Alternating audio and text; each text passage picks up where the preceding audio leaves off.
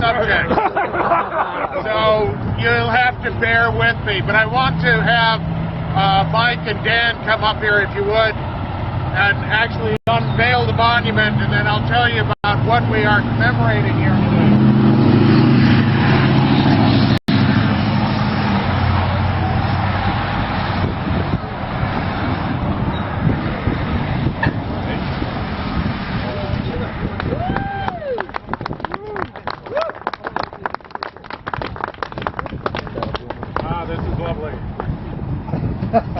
Oh, you got to go back. Okay, we have actually done a double plaquing here today. A double Yes, a double erection and no Viagra involved. What we are commemorating are two different forms of transportation in the history of southern Nevada here. One of the things that we don't think about is how...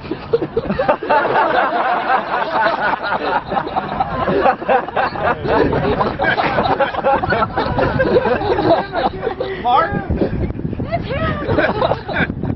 It's nice having friends. How do you know?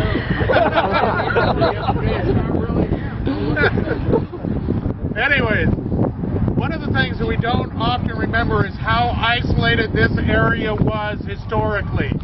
We tend to think about the fact that today you can go to McCarran Airport, fly anywhere in the world. You can get in your car and drive down the I-15. You can take a train and not even stop here. You can take the bus. You can get here very easily. But historically, that wasn't the case. This area was very isolated. It was a very difficult area to get through. The old Spanish Trail was actually a very bad trail to follow. It was one that came through this area, actually went through over where Good Springs is, because there was a spring out there, just for Goods Spring. But that wasn't a trail that you wanted to use very often, because you would hit a point on the Cajon Pass where you had a 60-foot drop-off.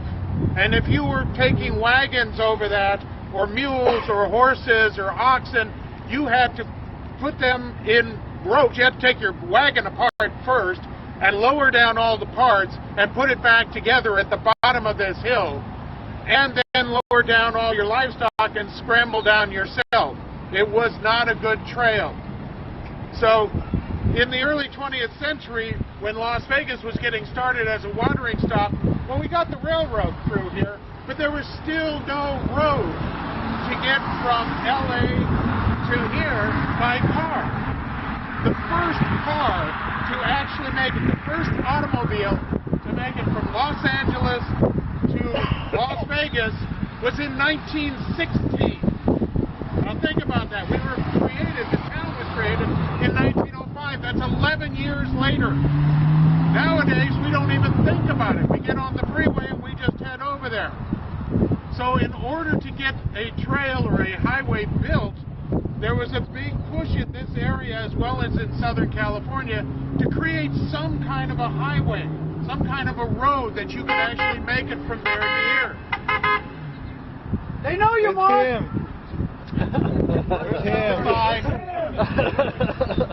So in the teens, there started to be a big push as part of the National Good Roads movement to create a road between Los Angeles, Las Vegas, and Salt Lake City, basically going along the way that the railroad did. The idea behind that was to get people here, obviously. But at that point in time, we were not talking about roads being built by governments. Now, this wasn't the federal government coming in and saying, okay, we'll put a road right here. This was local groups coming together and saying, we need to have a road. This was during the time when roads were named, not numbered. This is the era of the Lincoln Highway. Down here, we needed a road that would do this, plus Nevada needed a road, and California needed a road that was open year-round. The Lincoln Highway was normally closed for months every year because the passes up north would be closed with snow. Down here, obviously, we don't get that snow. So there was a big push, and we had to have a name for it. So it became known as the Arrowhead Trail Highway. What's that name again? I'll wait for a second to tell you. The Arrowhead Trail Highway. So the Arrowhead Trail Highway, and it was Arrowhead Trail, not trails, Arrowhead Trail. And that was laid out, there was a lot of push as to where that was going to go through. The initial route through this area took the highway from Los Angeles out to Barstow, but at Barstow, they always followed existing roads to begin with. So at Barstow, they headed south, and they went down to Nipton. And then they went over to Searchlight, and then they came up from Searchlight to Las Vegas and out. And then they went north from Las Vegas and went out to St. George and then back in again. It was a very convoluted trail. That was a very long route, and they couldn't get everybody to agree on it. So they started looking for other routes, and they started looking at what they called the Silver Lake route. What were they going to do after Barstow? What was a quicker way of getting here? So they went through Silver Lake. Silver Lake is just north of Baker. And it's actually a dry lake out there. There was a mining district there. And that one followed more the Kingston grade and the old cutoff on the Old Spanish Trail and went through Sandy Valley, through Mesquite. Or not Mesquite, the Mesquite Valley and Sandy Valley area. You would come across over to Good Springs and then come down here and head into Las Vegas. So they tried a couple of different routes. That one, some of you have been over that route because part of that route was the road that we take out to Sandy today, where we plaqued a year and a half ago. That was actually part of the 1918 routing of the Arrowhead Trail Highway. Eventually, people agreed that they had to find another route, and they started following much more what we have today to have a road that would get to Las Vegas and would start cutting off some of the mileage. One of the things about roads, and this is true for trails as well, is that they're never stable, they're never stationary, they never are just here. Every time you can find a new route to cut off a few more miles or get rid of a couple of bridges or something like that, you change the road. And that's what happened with the Arrowhead Trail Highway. Well, eventually, it was settled on that it would basically come through here, and that is what that road is now. Old Highway 91 is the Arrowhead Trail Highway. So when you come out here, if you want to drive the Arrowhead Trail Highway from the late 1920s, that's it. You can actually go across that. If you haven't had a chance to do so as you're heading back in today, you might want to take what is now Las Vegas Boulevard. And understand that Las Vegas Boulevard was in fact part of the Arrowhead Trail Highway. It wasn't Las Vegas Boulevard in the early days. That was just 5th Street. And then when they named it Highway 91, when the federal government got involved in the 30s and 40s and started numbering highways, this became 91, and what we think of as Las Vegas Boulevard, the strip, was Highway 91. You didn't go down Las Vegas Boulevard, nobody would have known what you were talking about. You know, that was just Highway 91, and that's what you came through here. So we had this road that was extraordinarily important in the development of Las Vegas and southern Nevada, because this was the road that gave us our access to Los Angeles for vehicular traffic. You know, the trains were wonderful, but if you really wanted to get around, you wanted a car. We all know what that's like today. So you had to have some way to get here. Now, understand, when we're talking about highways, we're not talking about these wonderful graded, paved, macadam roads. What we're talking about is a scraped desert highway. That was basically just a scraped path through the desert. Now, eventually, they'd start oiling them. You know, that was what we had going through here. They would put oil down on the road. That kept down the dust. As you can imagine, you didn't have air conditioners in your cars. So you're going across that, and if it's in the heat of the day, you didn't want to be out there going very fast. because you're just eating dust the whole way. So they would then oil the road and keep trying to make it better. It wasn't until 1923 that they finally paved some of Highway 91. It was 2 blocks in downtown Las Vegas. But they did pave a little bit of it. By the red light. Actually, it was fairly close, you're right. So it was much later that we finally got a paved road through here. It has continued to change. Today, well, in the late 1950s, they started looking at the interstate highway system and developed Highway 15. Highway 15 came through here in 1963 and bypassed Jean. Jean originally was on that side of the road over there. It wasn't where we think of it here today. So it actually bypassed Jean by going where it is today. But that is taking the route based on these much earlier routes going back to the early part of the 20th century. So what we have commemorated here, for anybody coming off that road, they're going to be able to see, oh, okay, that's what I just came off of, the Arrowhead Trail Highway. But that's not the only thing that we had coming here. Now, we had the railroad come through here, and that's why we had the little town here, Good Springs Junction, which was the original name of Jean. And it was Good Springs Junction because this was the closest junction, the closest siding on the San Pedro, Los Angeles, and Salt Lake Railroad for all the mines in the Yellow Pine Mining District. The Yellow Pine Mining District is the Good Springs area and the Sandy Valley area. This was a highly mineralized area. We have taken everything from gold, silver, platinum, lead, palladium, vanadium, salt, just about everything, copper, all of those in quantities that people made money on them. Out of that particular mining district over the years, there's only 2 mining districts in the United States where they have taken out appreciable amounts of platinum. We actually had a town in Sandy Valley called Patina because there was a mine there where you could mine platinum. So this was very important because those mines are great, but the value of a mine is directly proportional to the cost of moving the ore coming out of that mine. So in the early part of the 20th century, again, 1911, they started looking at the fact, well, 1909 they built it in 1911. They started looking at the fact that they needed a cheaper way of getting the ore from the Yellow Pine Mine and the Yellow Pine Mining District from the Good Springs area down here, down to Jean, to put it on the railroad here and take it out of this area and get it milled elsewhere. They started looking at the fact that a railroad was a great idea. Railroads are normally built not to move people, but to move freight. Railroads make money on freight. They do not make money on people. So when you look at where railroads go, you track what were the mines, what were the businesses, what was it that that railroad was built to haul. And then you'll find out why the railroad was put there.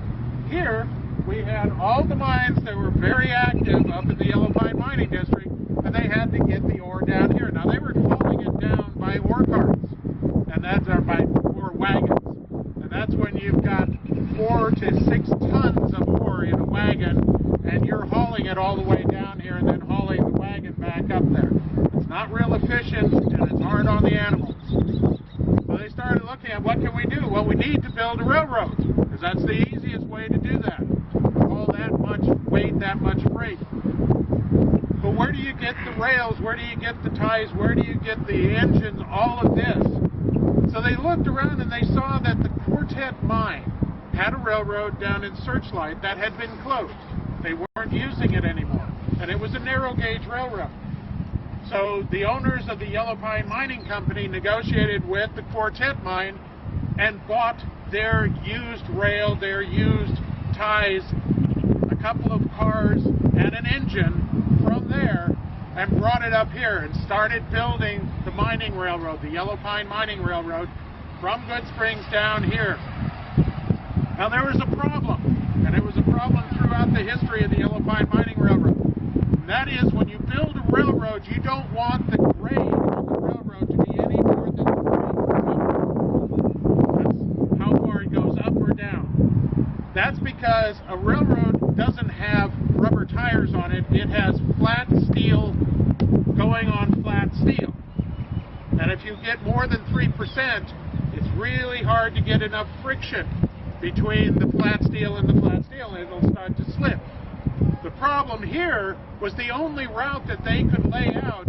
Most of the route was 3 to 5% grade, and up by the mine itself, they went up to 12% grade.